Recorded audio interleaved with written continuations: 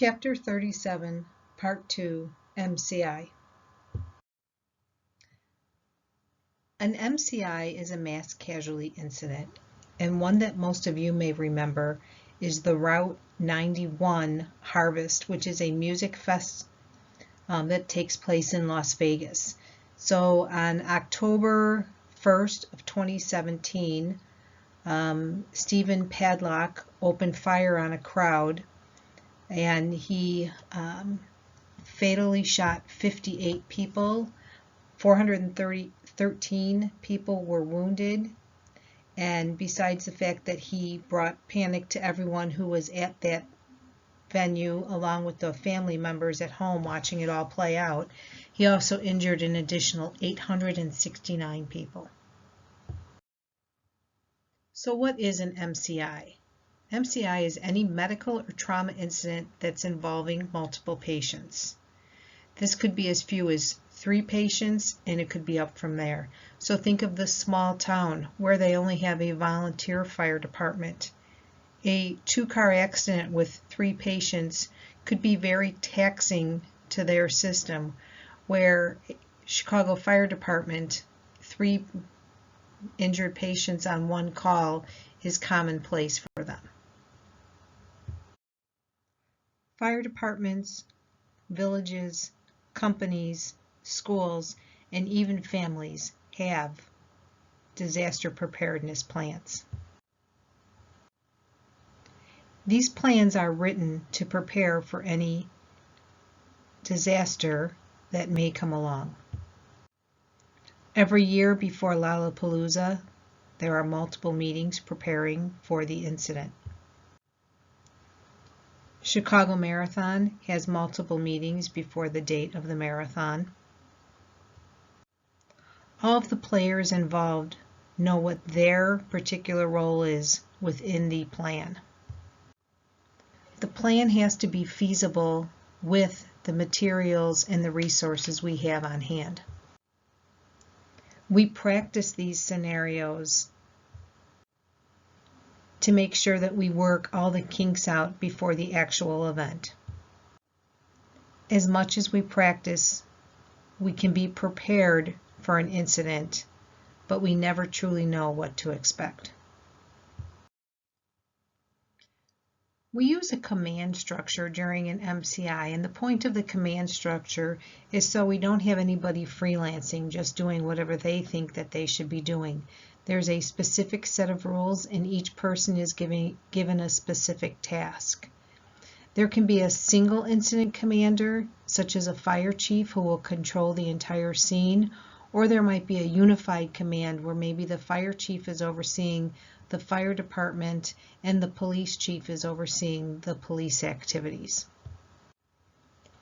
If you happen to be on an ambulance that's responding to a multi-vehicle accident and you are the senior member, that puts you as incident commander until someone with more authority or experience comes along. NIMS is the standardized approach to incident management.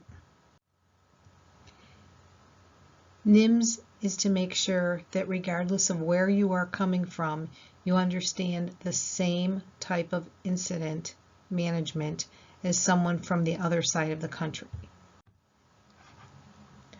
During an MCI, EMS is usually responsible for extrication. We'll have a staging area. We'll have a triage area, a treatment area, the transportation area, and the rehabilitation area. Now this might seem very simple, but depending on the space that we're working in, it might be a confined space and we're working fairly close to the next section, or we may be several blocks away. One of the major keys to MCI is communication, especially when we get into triaging patients. We need to make sure that we are discussing with our direct report what we are finding in terms of our triage totals of patients. Triage is simply separating patients based on the level of their injury. We actually have 4 levels. The first level is red, which are life-threatening injuries. Level 2 is yellow, which are non-life-threatening injuries. These are serious injuries, but they're not life-threatening. These are things that we can treat. Level 3 is green. Those are minor injuries. That's what we call the walking wounded. And level 4 is black, which also might be known as priority 0, because our level 4, our black patients, are actually the last patients that leave the scene. The method that we use to triage our patients is start and jumpstart triage. This is based on the respirations, the pulse, and the mental status of our patient. It should take us roughly 30 to 60 seconds to triage each patient. And you're going to follow the algorithm that you see here to the right. We start off simply with our walking wounded. So we say to everybody, if you can hear me, please go stand by the tree. We'll have someone come help you soon. Make sure you let them know that you will have somebody come help them. Otherwise, they're going to wait for you to come help them at their current location. So they need to know that they will be addressed if they move to another area. So that's our green, that's our walking wounded. Then we're going to move on, and we want to see if the patients that are still laying around, sitting around, whatever, who haven't moved to that green area, we're going to start looking at their RPMs. So the first thing is respirations. Are they breathing, yes or no? If the answer is no, we're going to follow down the left side of the algorithm, and we're going to position the airway. So just reposition the airway. If we still have no respirations after that, we are going to consider them deceased. We are going to put the black tag on them. We are going to move on. When we reposition the airway, if we now have respirations, we're going to consider this patient immediate, which is red, and they would get a red tag. Go back to the respirations where we first started. When we check for respirations, if they are breathing, now we have to differentiate adequate versus inadequate. So if it's under 30 times a minute, we need to look at the perfusion. Let's back up. Let's go a little bit easier here. So if we check for respirations and it's over 30 times a minute, that's immediate. We're going to tag them red. So shift back over to the left side now. If it's under 30 times a minute, the respirations, we're going to go on and we're going to check perfusion. And now we want to know about their perfusion. If they have a radial pulse, if it's present or not present. If that radial pulse is absent and the cap refill is over 2 seconds, we're going to control the bleeding and we're going to make them immediate. They're going to get a red tag. When we check that cap refill, if it's under 2 seconds, now I want to know about their mental status. Can they follow a simple command? Yes or no. If they cannot follow that simple command, they're going to be tagged red. If they can follow a simple command, we're going to tag them yellow as being delayed. So this is basically the same thing, just in a little bit different formula here. So we're again going to look at the RPMs, and we're going to tag them based on the black would have no respirations. The red, the respirations are going to be over 30.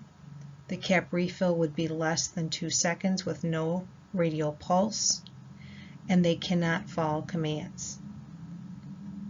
The yellow, which would not be green, red, or black, and then we have our they can walk away from us. We'll have triage tags for these patients. They may look like the triage tags that you see in the bottom right-hand corner, or they may decide to just use triage tape that you see towards the top here. In some cases, they will have no lettering at all on them. There'll be no words. You might just use a simple red, yellow, black, or green tape. Make sure that the patient is taped whatever triage color they are. As you start to have more responders on the scene, patients can be re-triaged. Maybe they've improved, maybe they've gone a little bit further in the opposite direction. So we can change their triage color. So maybe they started off to be immediate, but now I have more helpers there. They come back, they reassess, and the patient is doing a little bit better. Now maybe the patient's going to be delayed. We initially tagged a patient yellow, and now things are getting a little bit worse. The cap refill has changed a little bit. Maybe they cannot follow our commands any longer. Now we're going to triage them red. Your book doesn't talk about it very much, but there is a start triage, which is simple triage and rapid transport, and there's a jump start triage. Jump start is for pediatric patients. Pediatric patients, you're basically going to have the same flow chart. You're going to have those patients who can walk, would be a green area, or maybe in the case of an infant they have to be carried. We just want to make sure that they're not injured before we allow mom or dad to take the patient to the green triage area. Things changed a little bit here. So now in Jump Start, where we were opening the airway of the adult patient and moving on, when we get to the pediatric patient, if we check for a pulse, we're going to go ahead and give those 5 breaths to see if that maybe makes a difference. Remember, the major difference between start and jump start is that you are attempting those 5 breaths on a pediatric patient. Your triage assignment. The next few slides will contain information about patients, and I would like you to triage them. I'd like to know what color you would triage each individual patient as.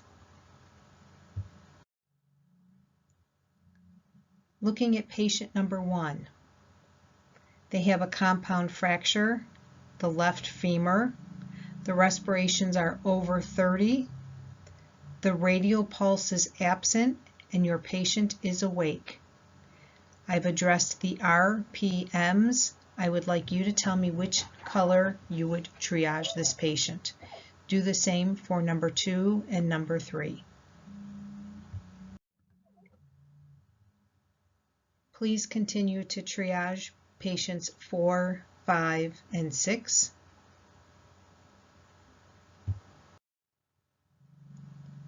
You found 3 more patients, patients 7, 8, and 9.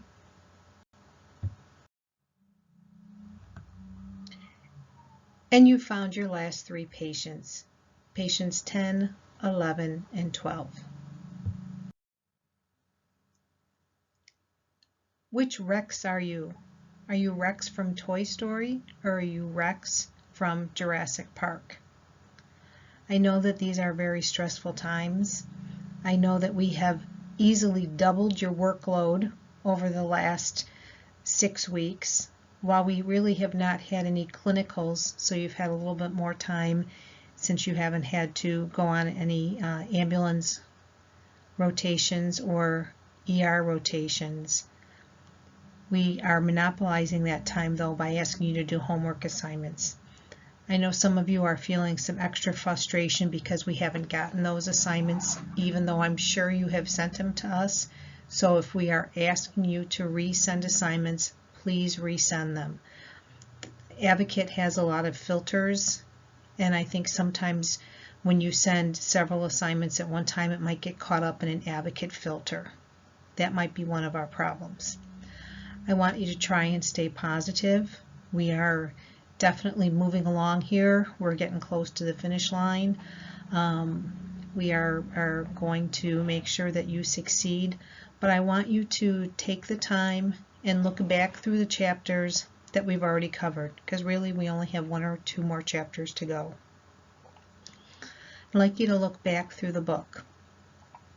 If there's something that seems unclear to you, maybe there's something that we didn't talk about that you think we should have talked about more, or it just got skipped over between a lecture that John did or a lecture that Kevin or I did, and we just didn't cover a subject that you wanted.